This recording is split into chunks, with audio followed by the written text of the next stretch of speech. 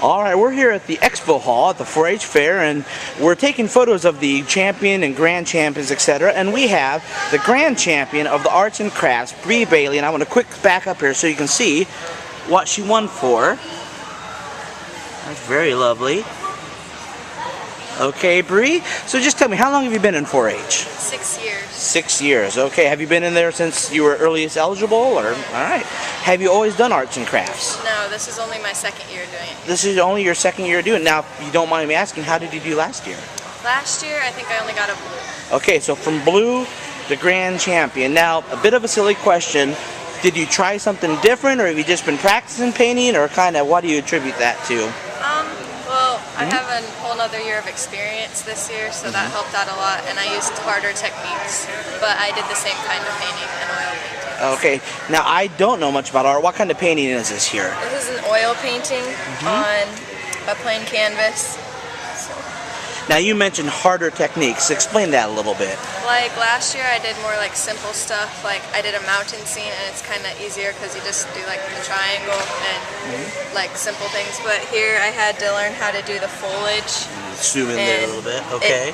It's more freehand instead of like on a pattern, so you have to be more steady with your hand and stuff. Now the lighting in particular is quite beautiful. Is that something? Is that a technique or? Yeah, I had to blend the green in by using different colors of yellow to make it look like it's like real light reflecting. All right, well it is quite beautiful. Now is this inspired by anything particular or? Well, I took an art class with this lady, and we were trying to find a painting that was more challenging, and we thought this one looked cool. So is this a copy of another type of painting, or? Well, she is a professional artist, and she was teaching me techniques, and she had painted one similar to this. Like all of them are different. Okay. But it used some of the similar techniques at first. All right. Gonna keep painting? Is this something you want to pursue, possibly as a career, or? Maybe. I think I'd like to have it as like a side hobby. All right. I like painting. Excellent. Well, congratulations. This is very well done. Thank you. And thank you much. Have a good day. You too. We're here with Sam Jones, Jackson Township. And Sam, how long have you been in 4-H? 4 years. 4 years. And you have a champion, not only a champion woodworking here, which we'll show you in a little bit, but a state fair entry. And first, before I talk to you, Sam, let's just get a look at this here. Very patriotic bench. So, Sam, tell me a little bit, how long have you been into woodworking? 3 years. 3 years. Now, as far as the bench is concerned, have you done this all? Did you sand the wood? Tell me what you did to get this finished. I sanded the wood, and then we cut the pieces into the different sizes, and then we nailed them together. Oh, okay. So, have you done a lot of? Is this one of the more complicated pieces you've done, or? Yes, it is. All right. So, what inspired you to just go above and beyond with this? Probably my dad. Okay. Does he enjoy woodworking? Yeah, he actually does. All right. Did he kind of challenge you to push yourself a little bit, or? Yes. Before this bench here and another look at it, what do you think is the most complicated piece you've ever made?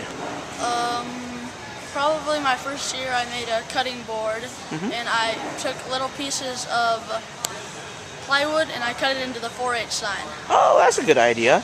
So now why a bench this year? Not really sure why, it just seemed like a good idea at the time. And the patriotism, was that always kind of the plan, or was that a little bit of a last-minute idea? That was kind of a last-minute idea. All right. Now, I said I want to ask you any hard questions, but I'm going to lie here. I don't see 50 stars there, Sam.